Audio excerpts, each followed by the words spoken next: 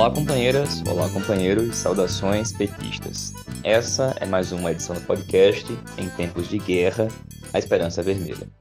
Hoje é sexta-feira, dia 25 de fevereiro. Eu sou Patrick e toco a conversa junto com vocês.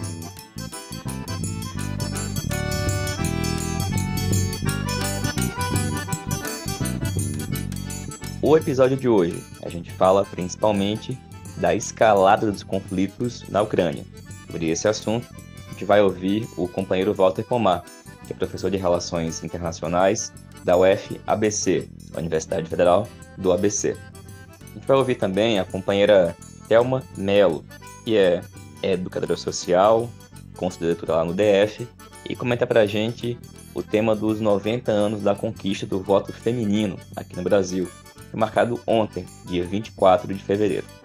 E ouvimos ainda o companheiro Pedro Pontes, sociólogo, gestor cultural, militante do PT, que fala da aprovação da Lei Paulo Gustavo, que ocorreu ontem na Câmara dos Deputados.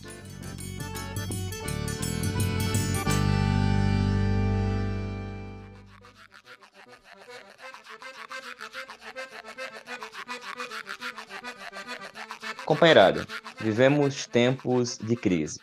Uma crise que, como a gente já fala aqui há um bom tempo, é sistêmica.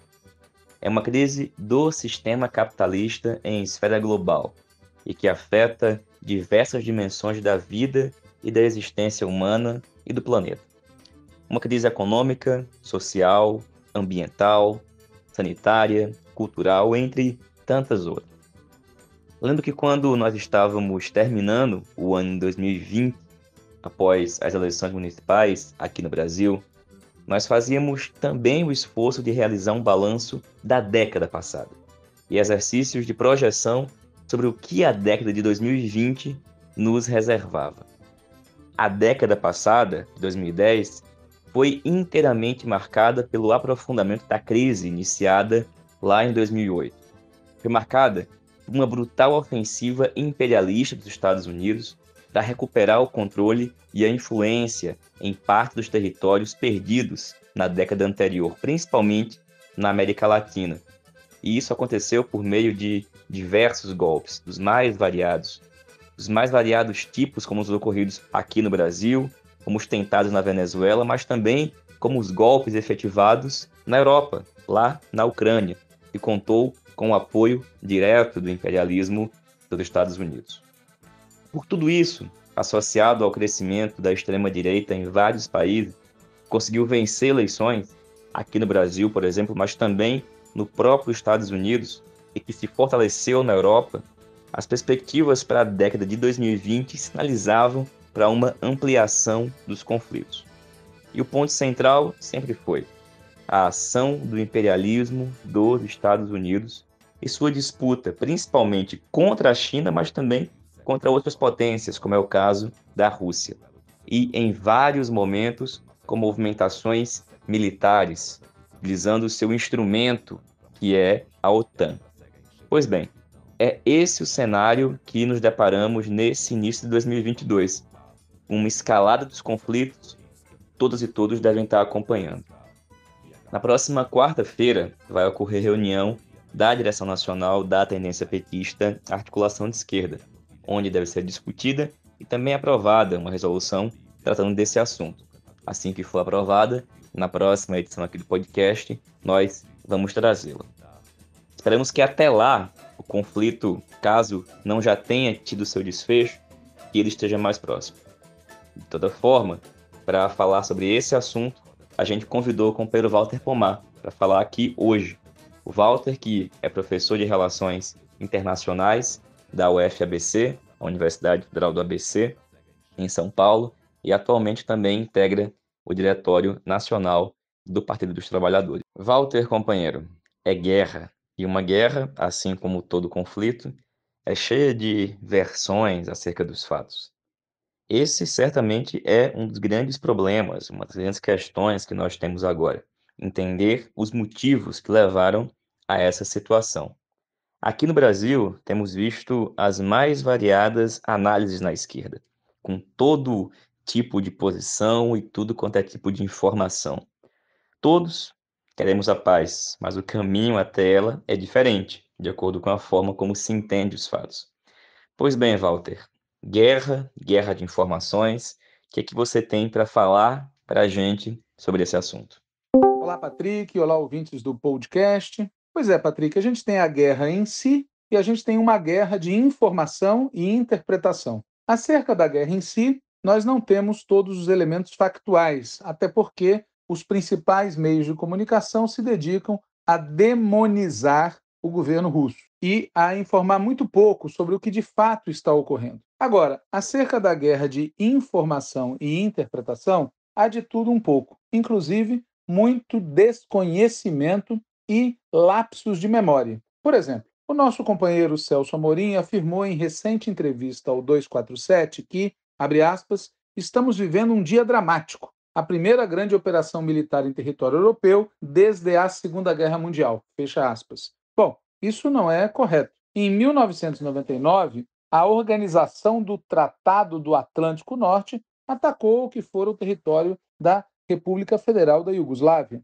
A OTAN usou a força militar sem aprovação do Conselho de Segurança das Nações Unidas. Os ataques foram de 24 de março a 10 de junho de 1999, ataques aéreos, sem falar do que já havia ocorrido na Bósnia e Herzegovina em 1995. Portanto, ao contrário do que disse nosso companheiro Celso Amorim, em território europeu, depois da Segunda Guerra Mundial, foi a OTAN que atirou primeiro, ainda nos anos 90. Quem manda na OTAN? Os Estados Unidos. Na época, era o governo Clinton, tido e havido por muita gente como um cara de centro-esquerda. A verdade é que tem muita gente no nosso meio que raciocina como se esta guerra fosse apenas entre Ucrânia e Rússia. Exemplo, Marcelo Freixo, que está no PSB para ser candidato ao governador do Rio, com o apoio do PT, com as exceções conhecidas. Marcelo Freixo disse, abre aspas, a agressão à liberdade e à soberania da Ucrânia pela Rússia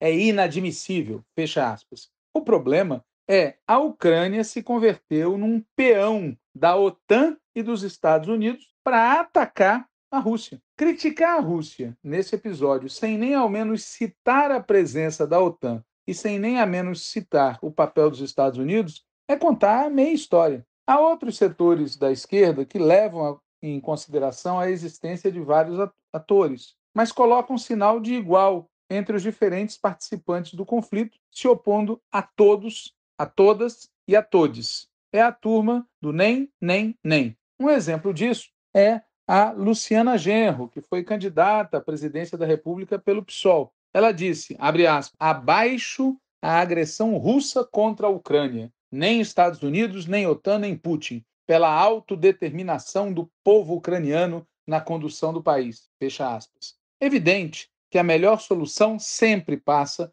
pela classe trabalhadora, pela maioria do povo, pelas negociações e pela paz. E melhor seria um mundo onde estivesse claro do nosso lado a turma da justiça, do bem e da paz, e do lado de lá a turma do mal, com L. Mas no mundo de hoje, a coisa é bem mais complicada. Um que reconhece, pelo menos parcialmente, essa complicação é o Valério Arcari, hoje no PSOL. Ele diz assim, abre aspas, não devemos fazer a propaganda norte-americana de Ucrânia livre. Claro, a Ucrânia já é uma semicolônia americana, mas quem defender a vitória militar russa está indo na direção do abismo, guerra interimperialista. Por isso, mesmo que estando sendo cercada pela OTAN, a guerra às custas da Ucrânia não me parece progressiva. Ao contrário, subimperialismo russo não é progressivo diante de imperialismo dominante. O objetivo de um subimperialismo é se tornar dominante. A guerra mundial de pilhagem, portanto. E o Valério acrescenta: se a Rússia fosse somente um país periférico independente, a invasão da Ucrânia, que na forma é uma ação ofensiva, estaria no contexto de uma estratégia defensiva. Portanto, seria justa e a vitória militar russa progressiva. Mas a Rússia é um Estado subimperialista. Fecha aspas. O problema é o seguinte: do ponto de vista prático, é a OTAN que está cercando a Rússia, e não o contrário. É a OTAN que está preparando um ataque à Rússia, e não o contrário. Mesmo assim, à luz dos critérios de Valério, mesmo estando sob cerco da OTAN, a reação da Rússia só seria legítima se fosse diretamente contra à OTAN. Do ponto de vista dos critérios do Valério, contra a Ucrânia, nada que a Rússia faça seria legítimo. Aqui eu faço um parênteses. É bom que as pessoas se informem sobre a capacidade militar ucraniana e sobre os investimentos militares, os armamentos que eles têm recebido do Ocidente e a assessoria militar direta do Ocidente nesse último período. Fecha parênteses. Seja como for, esse tipo de raciocínio feito pelo Valério coloca a Rússia diante de um beco sem saída. A Rússia, adotado esse critério, precisa esperar pacientemente ser atacada e só aí reagir. Ou então tem que comprar a briga diretamente com o imperialismo estadunidense e seus sócios europeus. Bom, para embasar essa opinião, Valério repete várias vezes o argumento do subimperialismo. Diz ele, abre aspas, o objetivo de um subimperialismo é se tornar dominante, a guerra mundial de pilhagem, portanto. Fecha aspas. Outro setor da esquerda, expresso pela tendência O Trabalho, publicou no dia 20 de fevereiro, antes da ação militar, portanto, um texto em que adota uma outra linha de análise. Diz assim o texto, abre aspas, é também o medo da mobilização popular que leva Putin a recorrer ao nacionalismo russo em relação à Ucrânia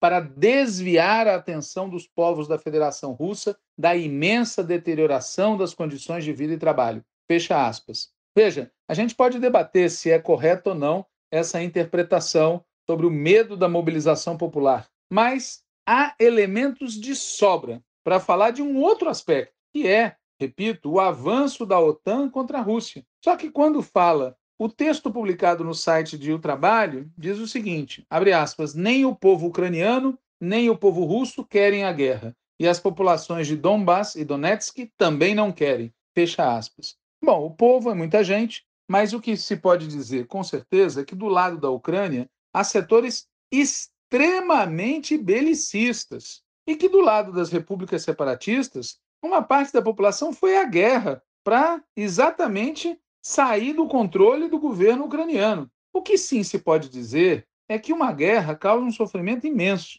e esse sofrimento não é distribuído por igual, vai ser pago pela imensa maioria do povo. Bom, mas voltando ao texto do Trabalho, o texto publicado no site do Trabalho, ele diz também o seguinte, abre aspas, a liberdade e a soberania dos povos não devem ser buscadas nem do lado de Putin, nem do lado dos Estados Unidos, mas no movimento dos povos para se libertar dos regimes opressores. Fecha aspas. Claro, a gente tem que estar do lado dos povos, mas do ponto de vista prático, esse jeito de apresentar o problema trata de maneira simétrica a aliança Ucrânia-OTAN versus a Rússia. Um exemplo de aonde leva esse tratamento simétrico está na declaração dada pelo nosso companheiro Lula, nosso candidato a presidente da República. Ele disse assim, abre aspas, a gente está acostumado a ver que as potências, de vez em quando, fazem isso sem pedir licença. Foi assim que os Estados Unidos invadiram o Afeganistão, invadiram o Iraque. Foi assim que a França e a Inglaterra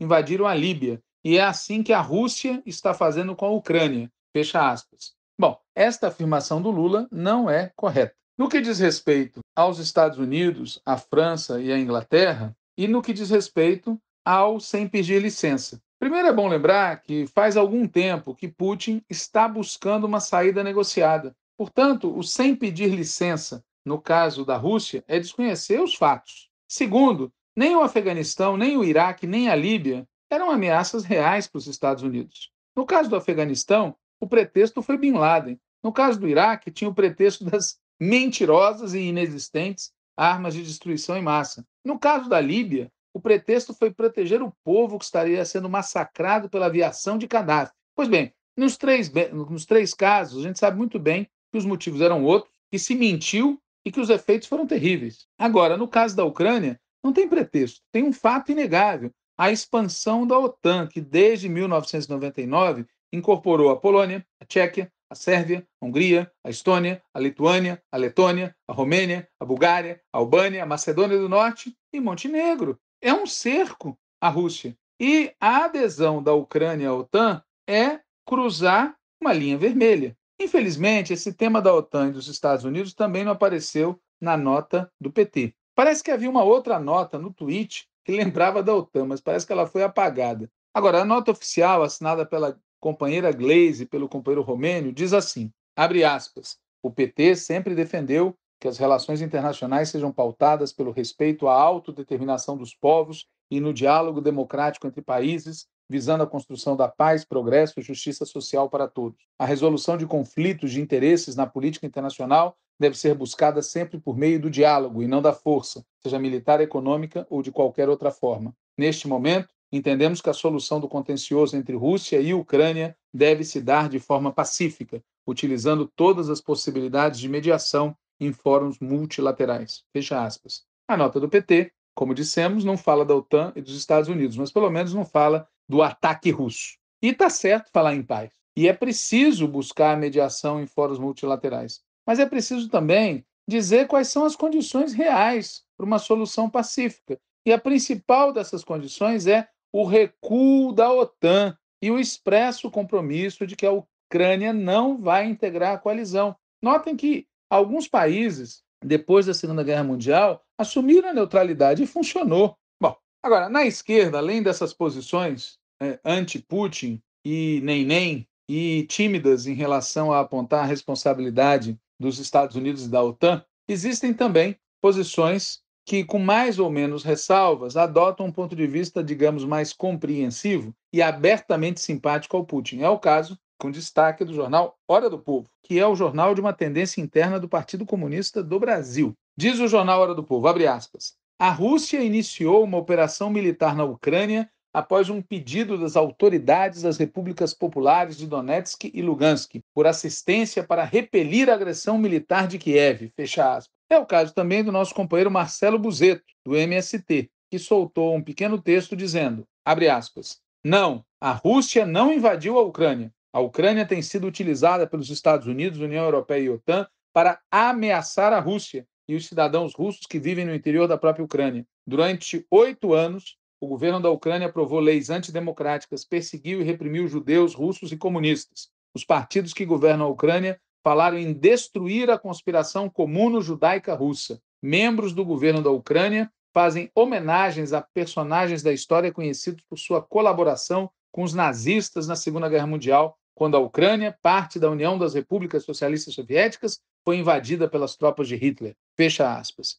Aqui um parênteses, né? Isso que o Marcelo Buzetto fala é 100% verdadeiro. Existem, atuando na Ucrânia, pelo menos até a intervenção militar russa, milícias e organizações neonazistas. Batalhão Azov, Right Sector, National Corps, Svoboda. Esses caras não são propriamente neonazistas, eles são nazistas, porque defendem o nazismo. Aliás, na Ucrânia houve, durante a invasão nazista, apoio de setores locais às tropas nazistas. E depois que terminou a Segunda Guerra, continuou a haver uma guerrilha de setores pró-nazistas na Ucrânia. Fecha parênteses. Outra pessoa que adotou uma posição, digamos, compreensiva para com os motivos da Rússia e de Putin é o Breno Altman. Breno Altman tem chamado a atenção para o fato de que essa história toda começa quando um golpe de Estado derrubou o presidente Viktor Yanukovych, um aliado russo, no ano de 2014. E houve apoio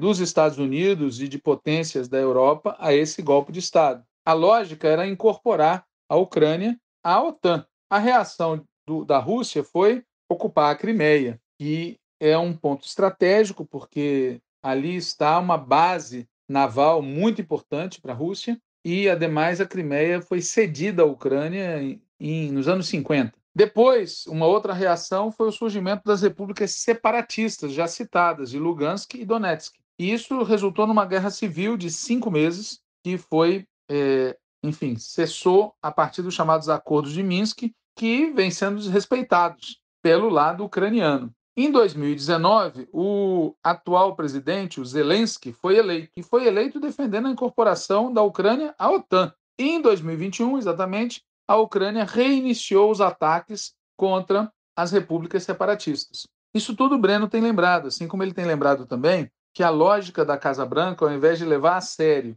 aquilo que o Putin disse nos últimos meses, as propostas que o Putin fez de negociação, a lógica da Casa Branca parecia voltada para a disputa eleitoral nos Estados Unidos e desatenta para a seriedade do problema que o Putin estava colocando sobre a mesa explicitamente. O Breno também acha que pode estar presente uma tentativa de forçar um conflito que gere problemas não só para a Rússia, mas também para a China. Seja como for, ele destaca algo que me parece muito correto. Esse episódio pode fechar um período histórico no qual os Estados Unidos operavam como uma força militar sem. E isso preocupa os Estados Unidos. Os Estados Unidos têm chamado publicamente uma campanha contra o totalitarismo chinês e russo. O Biden chegou a falar que o Putin, inclusive, estaria querendo recriar a União Soviética. Esse é o grau de loucura e de propaganda feita pela turma do governo dos Estados Unidos. Será que isso é verdade? De jeito nenhum. Aliás, em 2 discursos recentes, o Putin deixou bem clara a diferença entre a sua postura nacionalista e a postura de 2 figuras importantes da tradição comunista russa. No primeiro discurso, o Putin disse o seguinte, abre aspas, como resultado da política bolchevique, surgiu a Ucrânia soviética, que ainda hoje pode ser chamada com razão de Ucrânia com o nome de Vladimir Ilyich Lenin. Lenin é seu autor e arquiteto. Fecha aspas. Putin também, no primeiro discurso, disse o seguinte, abre aspas, a mina, no sentido de armadilha que vai explodir, né? A mina inicialmente colocada, que enfraquecia a imunidade do Estado contra a infecção do nacionalismo, estava apenas esperando nos bastidores para eclodir. Tal mina era o direito de se separar da União das Repúblicas Socialistas Soviéticas. Fecha aspas. Ou seja, ele ataca diretamente uma ideia fundamental para o Lenin, que é o direito à autodeterminação das nações. No segundo discurso, o Putin vai para cima do Stalin. Ele diz, abre aspas, sabemos muito bem que no ano 40 e no início de 41 do século passado, a União Soviética tentou com todos os meios prevenir ou ao menos adiar o início da guerra. Para isso tentou, dentre outras coisas, não provocar até o final o potencial agressor, não realizava ou adiava as ações mais necessárias e óbvias para se preparar para repelir um ataque inevitável. Esses passos, que enfim foram dados, chegaram catastroficamente tarde. Como resultado, o país se viu despreparado para enfrentar com toda a força a invasão da Alemanha nazista, que, sem declarar a guerra, atacou a nossa pátria em 22 de julho de 1941. Conseguimos parar e depois destruir o inimigo, mas o preço foi gigantesco. A tentativa de satisfazer o agressor às vésperas da grande guerra pela pátria acabou sendo um erro que custou muito caro para o nosso povo. Nos primeiros meses de ações de combate, perdemos territórios gigantes e estrategicamente importantes e milhões de pessoas. Não permitiremos que este erro aconteça pela segunda vez. Não temos direito de permitir. Fecha aspas. Vocês viram a frase, né? Não permitiremos que este erro aconteça pela segunda vez. Bom, o fato é que nesses 2 discursos, o Putin critica explicitamente o Lenin e o Stalin. O Putin é um nacionalista, né? O ponto de vista dele, contrário à autodeterminação das nações, é diferente da tradição defendida, por exemplo, pelo Lenin. Bom, a gente pode concordar ou não com essas críticas que o Putin faz. Nós podemos concordar ou não com o governo Putin. Nós podemos ou não temer as perspectivas futuras, os desdobramentos, que, como disse um colega, guerra a gente sabe como começa, mas não sabe como termina. Mas o problema é que a verdade é sempre concreta, né? E por isso falar em abstrato contra a guerra não resolve o problema. Atacar a Rússia, desconhecendo os seus motivos, tampouco resolve o problema. Pode, na verdade, agravá-lo. E a pergunta é: a ameaça da OTAN contra a Rússia é verdade ou é ficção? A Ucrânia, o atual governo da Ucrânia, é aliado ou não é aliado da OTAN? E frente à ameaça, havia mesmo outra alternativa do que atacar primeiro? Eu estava ouvindo uma entrevista recente de um colega que dizia que diz o seguinte: Putin tem razão nas suas reclamações e nas suas advertências, mas a intervenção militar é inaceitável. Isso me lembra uma vez que eu fui à Coreia do Norte e perguntei a um alto dirigente do governo norte-coreano por que eles, um país tão pobre, investiam em armas nucleares. E a resposta foi: nós não queremos ser o próximo Iraque. Repito, nós não queremos ser o próximo Iraque. Eu tenho a impressão de que o Putin não confia nos Estados Unidos, não confia em certas potências europeias e decidiu se antecipar, tratando a questão de uma maneira que ele achou a única possível. E isso posto, é importante lembrar, não vai parar por aí. Nós estamos numa época de crises e de guerras. Nós vivemos um tempo de crise e um tempo de guerras. E frente a isso, se nós queremos realmente paz, é bom a gente se preparar. Valeu, Walter. Obrigado pela tua participação aqui no podcast, companheiro.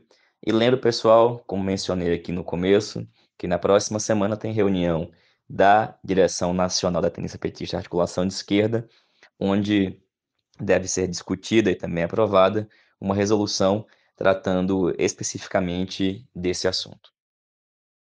Agora, gente, ontem, dia 24 de fevereiro, aqui no Brasil, foi celebrado os 90 anos da conquista do voto feminino. Na verdade, existem dúvidas sobre se foi exatamente no 24 de fevereiro, porque existem outras datas muito importantes que dizem respeito à luta das mulheres pelo direito de voto e de participação na política. Bom, para falar um pouco sobre essa história, sobre esse assunto, a gente convidou aqui a companheira Thelma Mello, que é conselheira tutelar e educadora social no Distrito Federal. É a Thelma que a gente escuta agora.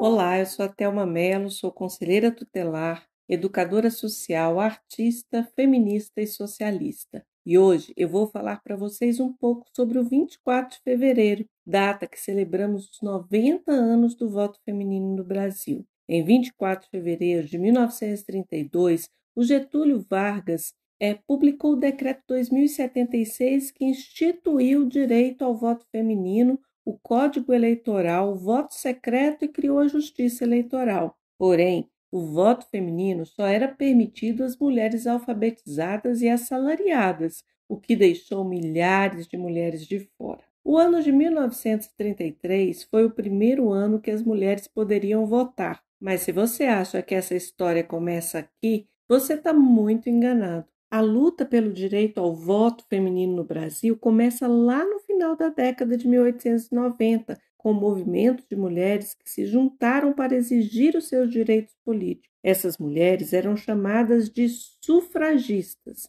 E no ano de 1910, elas criaram o Partido Republicano Feminino, presidido por Leolinda de Figueiredo Daltro. O partido pretendia extinguir toda e qualquer exploração relativa ao sexo. E em 1922, outra importante sufragista, Alberta Lutz, deu início à Federação Brasileira pelo Progresso Feminino. Essas organizações pressionavam o governo e promoviam uma discussão sobre os direitos das mulheres. Mas o primeiro voto feminino não aconteceu em 1933, e sim em 1928, e foi da Celina Guimarães Viana, que conseguiu autorização judicial para votar nas eleições de senadores do Rio Grande do Norte, porque o Rio Grande do Norte havia modificado seu código eleitoral, colocando fim às distinções de sexo nas condições exigidas para ser eleitor.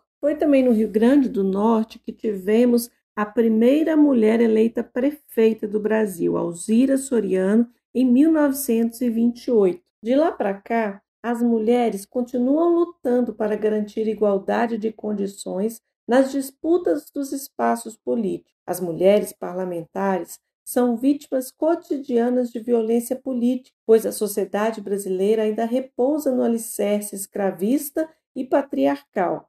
Nesses 90 anos, muita coisa mudou. Tivemos muitos avanços, mas ainda falta muito para atingirmos uma igualdade política de gênero no Brasil. Apesar das mulheres constituírem a maioria da população brasileira e serem quase 50% dos filiados a partidos políticos e 52% do eleitorado, ainda persiste a subrepresentação. No Senado, as mulheres ocupam hoje 12 vagas das 81 cadeiras. Na Câmara, 77 das 513 cadeiras. Precisamos ressaltar que a luta pela representação política de mulheres é a luta pelo feminismo. Nós levamos 78 anos para eleger a primeira presidenta do país, que foi a Dilma Rousseff, uma mulher de esquerda que foi golpeada pelo patriarcado, pelo machismo e pela misoginia. Não podemos permitir que se sequestrem a pauta da representatividade política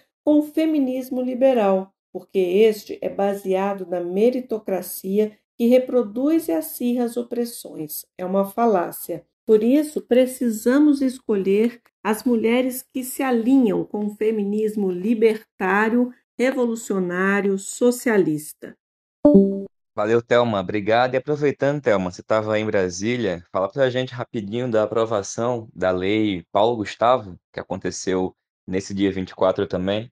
Dia 24 agora foi aprovada a Lei Paulo Gustavo, que é um marco para a classe artística e cultural. O projeto de lei complementar 73 de 2021 direciona 3,86 milhões do superávit financeiro do Fundo Nacional de Cultura a estados e municípios para fomento de atividades e produtos culturais. O projeto tem autoria do senador Paulo Rocha, do PT do Pará, e foi aprovado por 411 votos a 27. A cultura sendo colocada na cesta básica pelo Partido das Trabalhadoras e dos Trabalhadores. Valeu, Thelma. Obrigado, companheira. E, pessoal, a Thelma está como pré-candidata a deputada no Distrito Federal. Força na luta, companheira. E, gente, ontem, também dia 24, foi aprovado na Câmara dos Deputados um projeto muito importante. Um projeto que, como a Thelma mencionou, trata de apoio aos artistas, que é a Lei Paulo Gustavo. Existe já outros projetos, como a Lei Aldir Blanc, que foi muito importante para auxiliar o trabalho dos produtores culturais, dos artistas, e agora a Lei Paulo Gustavo é mais uma importante medida. Ela foi aprovada na Câmara, volta para o Senado. Bom, mas para falar no detalhe sobre ela, a gente convidou aqui o companheiro Pedro Pontes, que é sociólogo, gestor cultural, militante do PT, e fala também para a gente sobre o projeto que está sendo construído de cultura para o programa do PT para as eleições de 2022.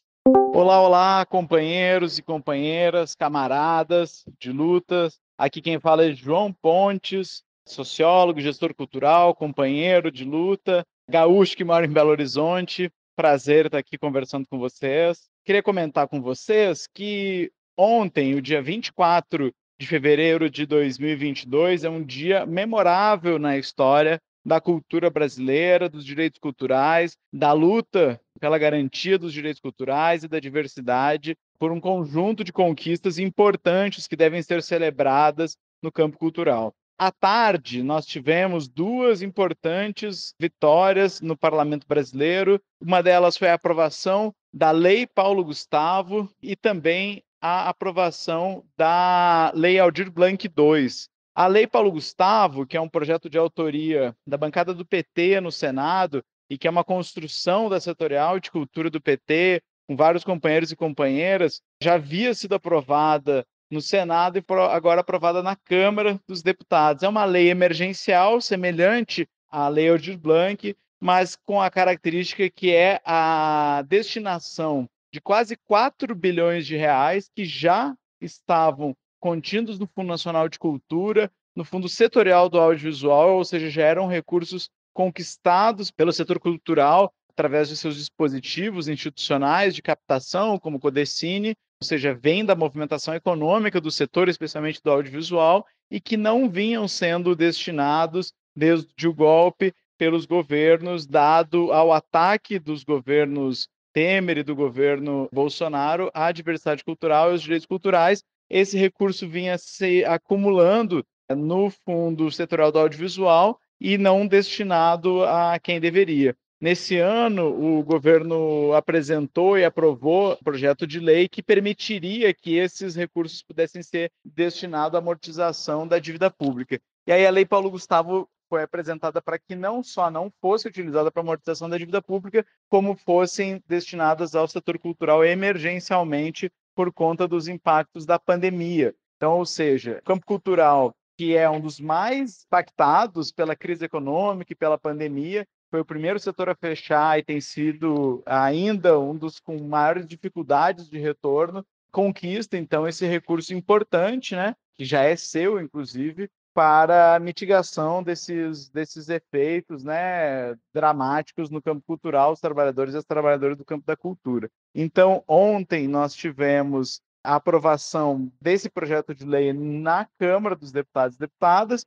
Importante comentar que houve uma emenda em acordo com a bancada petista, com o governo, para que ele pudesse ser aprovado, agora ele volta para o Senado. Mas eu queria chamar a atenção que, para a aprovação desse projeto de lei, nós criamos comitês estaduais, comitês em todo o Brasil, para a mobilização do campo cultural, frente para a mobilização pela aprovação. E foi fundamental esse processo de organização. nós construímos comitês em todas as unidades da federação, companheiros e companheiras petistas do campo progressista, mas também agentes, ativistas, artistas, técnicos que não necessariamente. Então, ou seja, foi um processo de ampliação da nossa mobilização, da nossa articulação política e que também contou com importante presença de companheiros e companheiras do PT, da articulação de esquerda, citar o companheiro Pedro Vasconcelos, que foi um dos grandes mobilizadores, secretário de Cultura de São Leopoldo, e que nos permitiu, né, essa grande mobilização. Os comitês foram decisivos no diálogo com as bancadas de deputados e deputadas e fizeram com que nós tivéssemos ontem, né, uma votação de 411 votos favoráveis pela aprovação da lei, assim como já tinha sido no Senado, que foi aprovado quase por unanimidade, com apenas 5 votos contrários. Além disso, também ontem foi aprovada a lei Aldir Blanc na Câmara, agora ela vai ao Senado para votação, e ambas as leis, além de passar agora pelo Senado, ainda vão precisar contar com sanção presidencial. Então, ainda temos muita luta pela frente, mesmo em relação a esses projetos de lei, e é assim que virarem lei também, seguiremos na luta pela sua sanção, regulamentação e implementação para que, de fato, possa chegar aos trabalhadores e às trabalhadoras da cultura. E, além disso, ontem, dia 24 de fevereiro, também foi um dia muito importante, porque a Fundação Perseu Abramo, por meio do Núcleo de Apoio às Políticas Públicas, o NAP, juntamente com a Setorial Nacional de Cultura do PT, apresentaram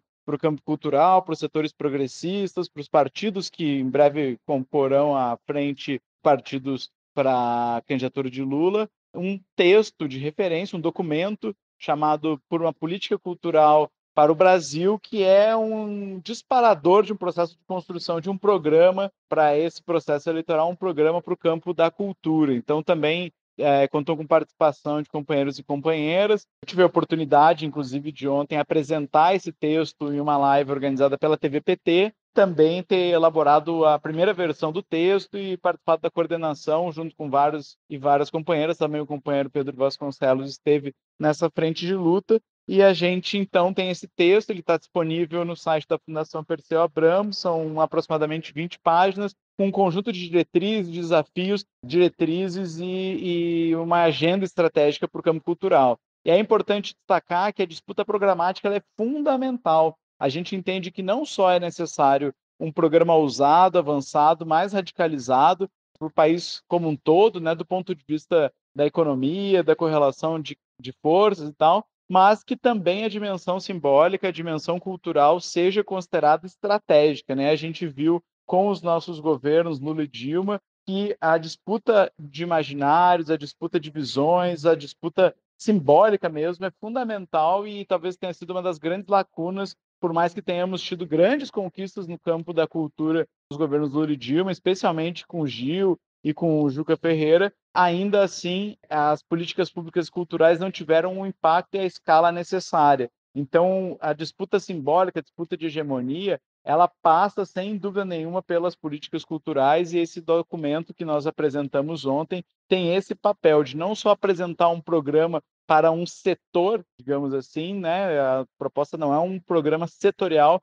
mas sim um programa cultural para o Brasil que passe não só entre setores, mas em todos os setores. É importante que a disputa simbólica de imaginário, a radicalização da democracia, a despatriarcalização, a contracolonização e uma perspectiva de luta de classes mais radicalizada seja realizada também do ponto de vista da disputa de imaginário, de corações e mentes. Então, esse programa, esse texto para a construção do programa, né? Então, portanto, nós não apresentamos o programa, apresentamos o texto disparador de um processo participativo, democrático de construção do programa. Ele parte dessas premissas, ela parte desses temas, né? Que são provocadores para reflexão. Então, foi um dia muito importante, né, para a cultura, como eu havia comentado. Dia 24 de fevereiro de 2022 entra para a história da cultura brasileira como um dia muito importante de conquistas e de muita luta. Então, convidamos os companheiros e as companheiras da esquerda, do campo popular, democrático, da articulação esquerda, para se somar, né, para quem já muitos companheiros e companheiras já estão nessa luta, mas que ainda mais companheiros e companheiras possam estar nesses processos de disputa fundamentais que a gente vem passando pelo país no campo da cultura. O bolsonarismo se definiu como uma das suas trincheiras de luta a disputa simbólica, disputa cultural, o que eles chamam de guerra cultural, né? Como uma trincheira, então, portanto, importante para o processo de retomada democrática e de avanço rumo a um patamar mais avançado de disputa política. É isso, muito obrigado pelo espaço e a gente segue à disposição. Abraço a todos e todas e todos. Valeu, Pedro. Obrigado pela tua participação, companheiro. Força na luta. Pessoal, essa foi mais uma edição do podcast Em Tempos de Guerra, a Esperança é Vermelha. Um programa, como vocês sabem, é totalmente feito por meio de troca de áudios de WhatsApp, com militantes do PT espalhados por todo o país. E a gente encerra a edição de hoje lembrando que estaríamos começando amanhã o Carnaval.